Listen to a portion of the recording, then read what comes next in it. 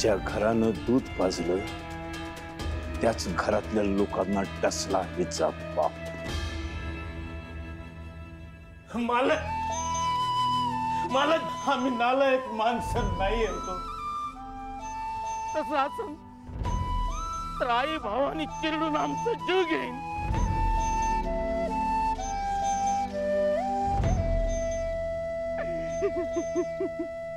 अण्णा थांब.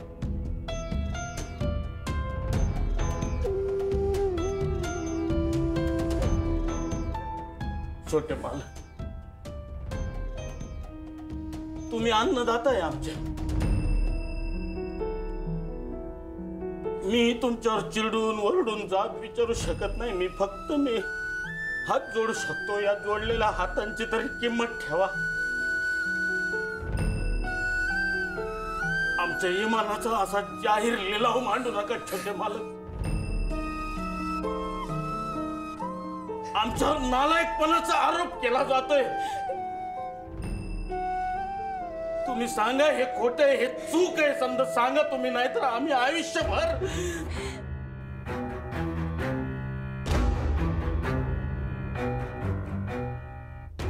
तू का बोलत नाही? तू का बोलत नाही? गप्प काय?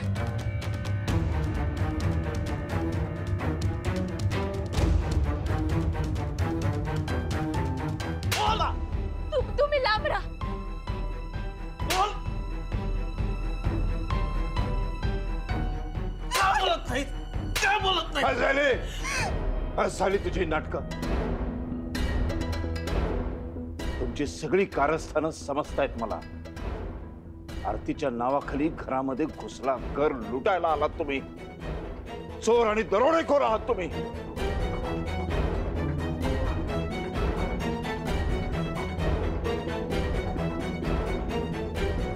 हे बघा दादा, तुम्ही त्यांना दोष देऊ नका. माझं मुक्तावर प्रेम आहे आणि मला ती पत्नी म्हणून हवी आहे.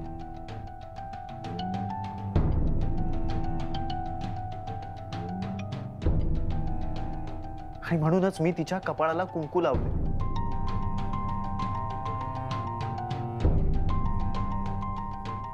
पण छोटे मालक आम्हाला काहीच नाही विचारता कसं केलं तुम्ही असं?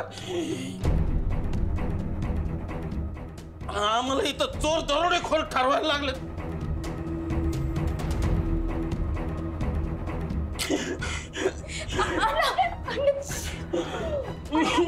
काय झालं? पंप कुठे त्याचा?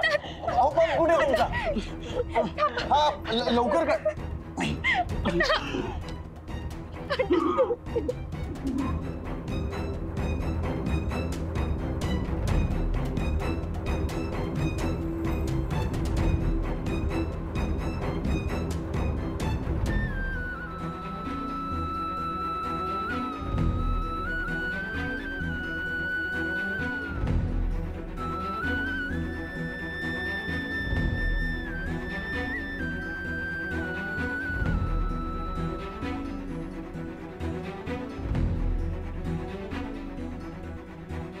मला माफ कर.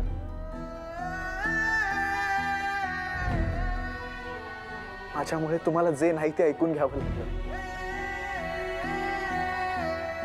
हिच्या संमतीशिवाय हे सगळं केलं मी मान्य करतो. हो पण हे काहीच ठरवून नाही केलं. हे झालं.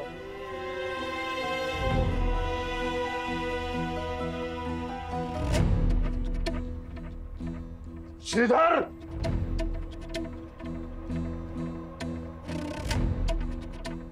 मालक मालक आत्मारामला आणि त्याच्या दोन्ही मुलांना या घराच्या बाहेर फेकून द्या. हो मालक. हे चल चल उठ मालक. अरे उठ. अरे चल उठ. चल चल बाहेर प्लीज चल बाहेर. मुक्ते मुक्ते काय झालं?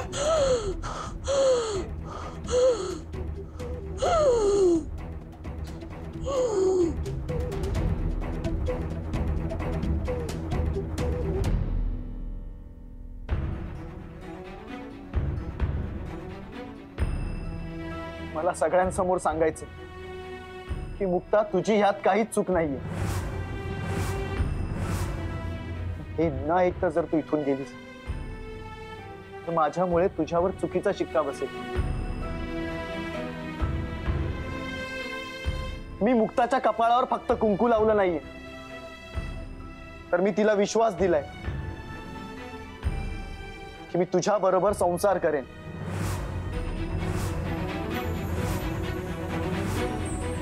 हे फक्त इतकंच नाही, तर मी आयुष्यभर तुझी काळजी घेईन हे वचन सुद्धा दिलं.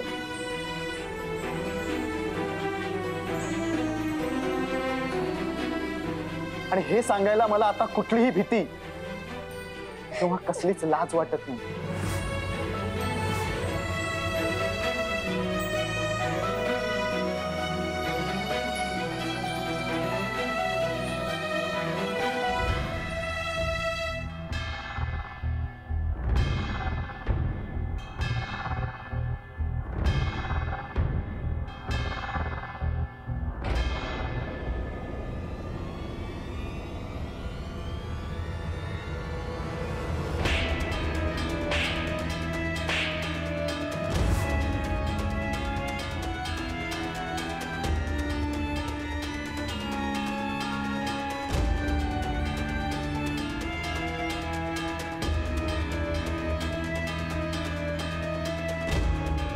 घराण्याची इब्रत अजून किती वेशीला टांगणार आहेस तू? रस कशी वाटत नाही तुला? थांब.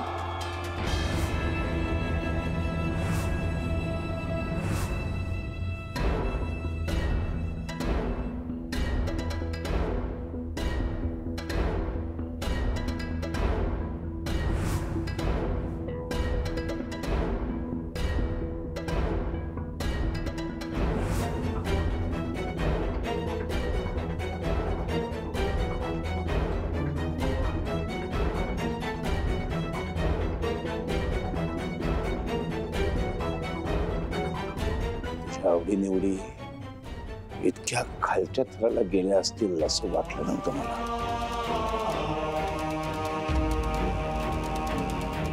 परदेशात जाऊन शिकून मोठा होऊन माझा कारभार सांभाळशील असं वाटलं होतं रे मला.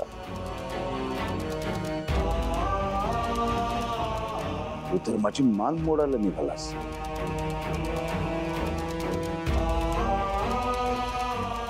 बाबासाहेब नगरकरांचं रक्त इतकं गडबूळ कसं काय झालं?